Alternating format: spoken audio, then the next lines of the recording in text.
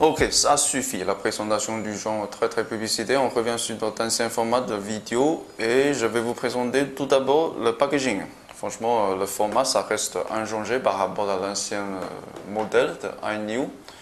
C'est toujours cette présentation bien Shenzai. Mais le matos, c'est assez résistant. Donc, c'est une boîte assez rigide.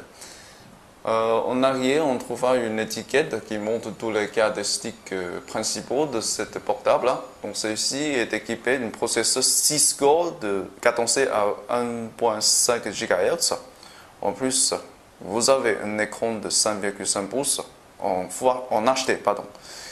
Donc, ensuite, la caméra, c'est le point incontournable de ce portable.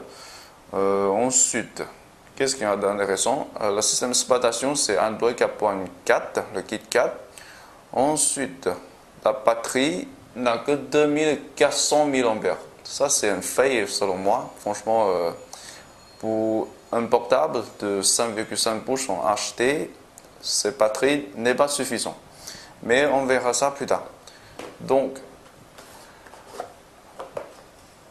ici, je retirais le film de protection avant le texte, donc ça c'est un peu bordélique, mais au moins vous voyez bien la protection à l'intérieur. Franchement, ça c'est très limité.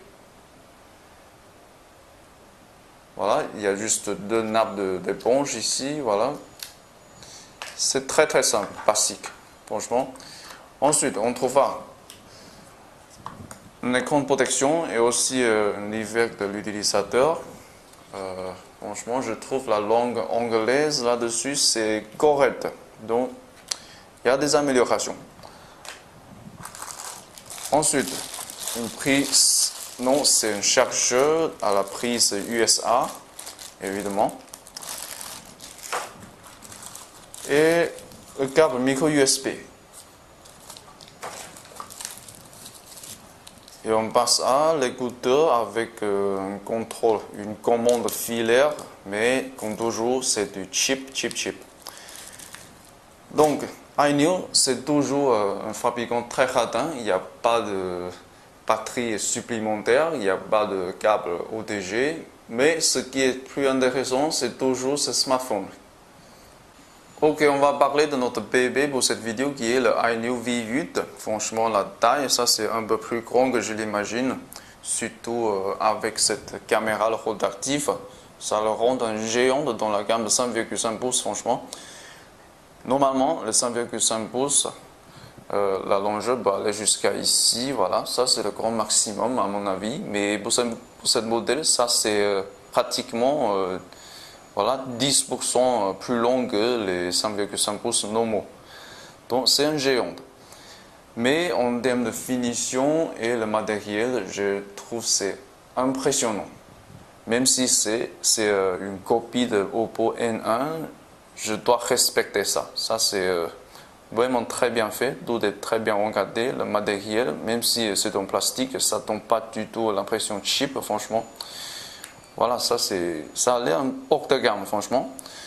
Donc, sur la face frontale, on trouvera déjà le capteur de proximité et le capteur de luminosité. Voilà.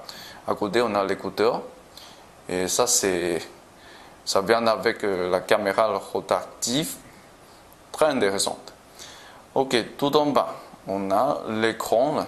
Mais franchement, la marge, ça c'est un peu trompeux. Voilà. Tout en dessous, on a 3 boutons physiques, mais ça c'est pas du tout visible. Ensuite, passons sur les connectiques. On a un simple sortie micro USB plus une prise jack 3.5. À côté, on a une microphone. Donc il n'y a pas de microphone anti-bruit, ça c'est bien dommage.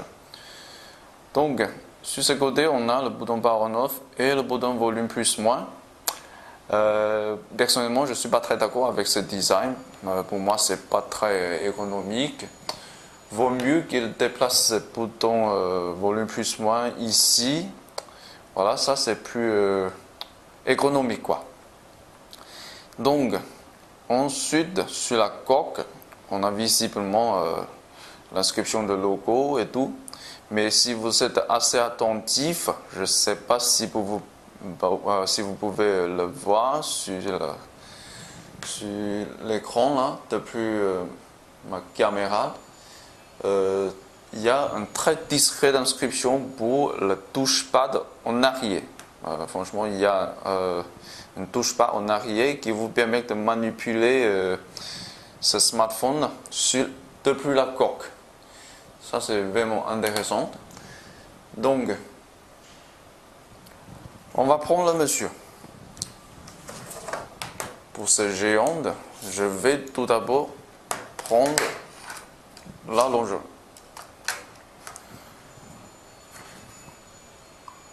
Alors, c'est 156 à peu près.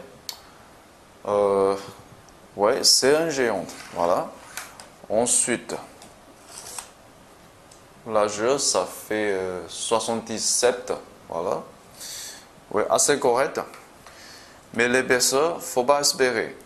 C'est vraiment pas très compact. C'est un modèle plutôt costaud. Voilà, ça fait presque 10 mm déjà. 9,6 mm. Ok, en tout cas, ce smartphone, c'est plutôt correct en termes de dimension. Malgré sa taille un peu encombrante.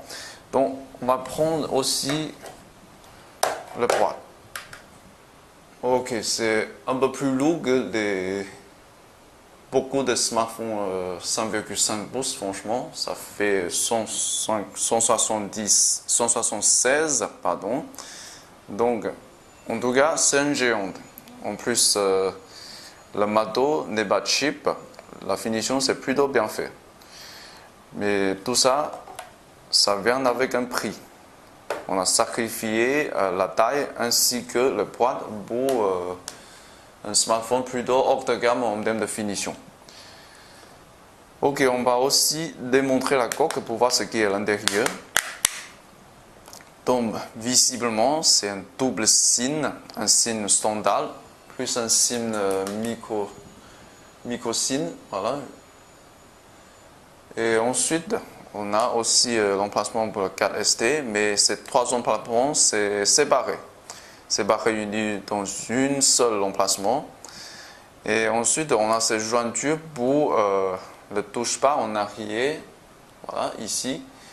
En plus, ce modèle supporte la fonction MFC. Donc voilà, ici, c'est la partie pour la communication MFC. Donc, il y a plein de fonctionnalités. Mais je ne suis pas sûr si c'est tous pratique, mais on verra ça plus tard. Donc, on a aussi la batterie. Dommage, il n'y a qu'une seule batterie de 2400 mAh. Il n'y a pas une batterie de plus. Ça, c'est vraiment radin de part de iNew. Mais ils sont comme ça.